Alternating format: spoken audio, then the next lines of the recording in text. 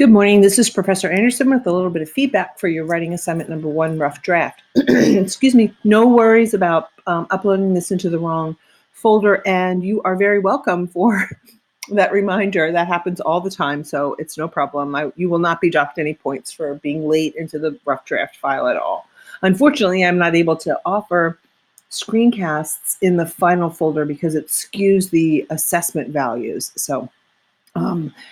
So here we go with a little bit of feedback for your writing assignment number 1, and I'll share with you that I work feedback in a two-phased process, or using a two-phase process. The first I call a comb over with the nuts and bolts, making sure that all 4 parts are available. The first part should be in paragraph form. I see that.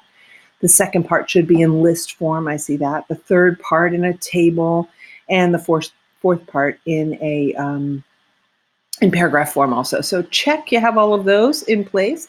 Then next I go through a nitty-gritty review of syntax, grammar, and content to make sure that you have all the components. So I see here, well, first let's take a look at some elements of this first paragraph. I work for a telecommunications company in Hanover, Maryland. In my department, we assist government customers with billing issues, provide online portal assistance, and account maintenance. My department has to communicate with the customer, our sales department, the IT department, and other internal departments to ensure the customer's needs are met. To ensure a great customer experience for the customer, it is very important that we work together and communicate often and effectively. Perfect.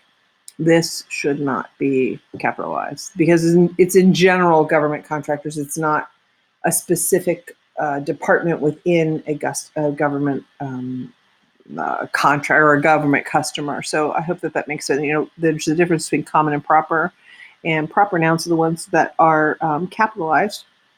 So this one would be common in this because it's just used as an adjective to describe the kind of customers that you have. The next paragraph, what I would ask you to include is, now you share with me in the first paragraph that you have many different departments. Where are they located? How are they physically structured next to one another? Are you all telecommuters? Do you work in an office building with 500 people and each department is on a different floor?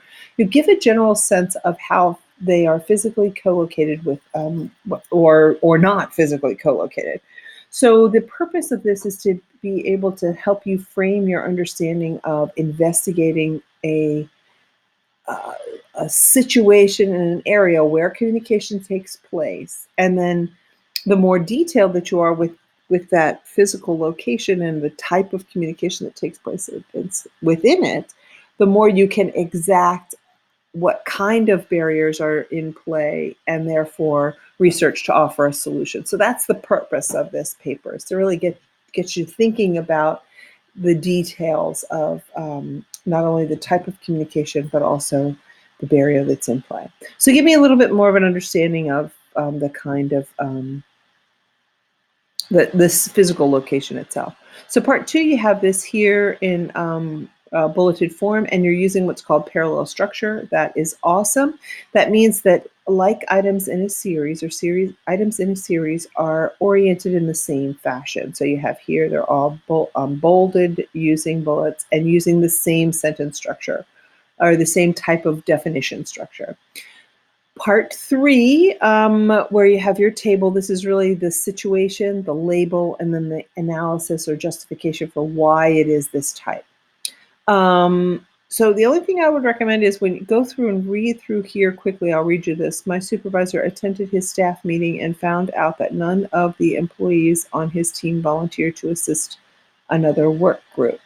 He was very upset as he normally gets high praise about his team in staff meetings. He held a team huddle 2 minutes after receiving the information from his boss and was very upset about the situation. So a couple of things here.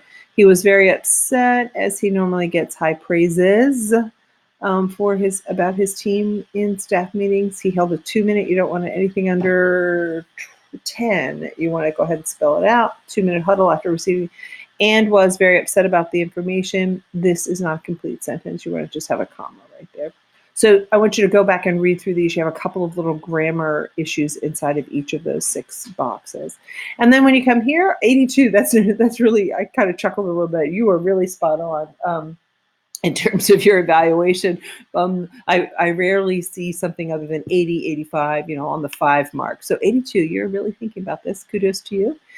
You have your team and your effect, excuse me, my team and I communicate very well within our team of 10. However, there are over 800 people employed in just our building. This needs to go up to the top. My team ensures that any information we receive, we share with other members of the team so that we are all informed. Additionally, support from my supervisor can go a long way.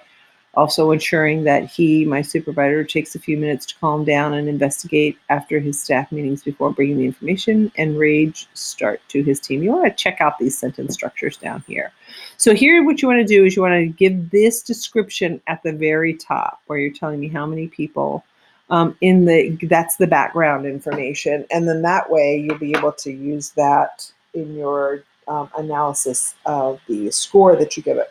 Because the reality is this paper serves as like helping you to set up an investigation.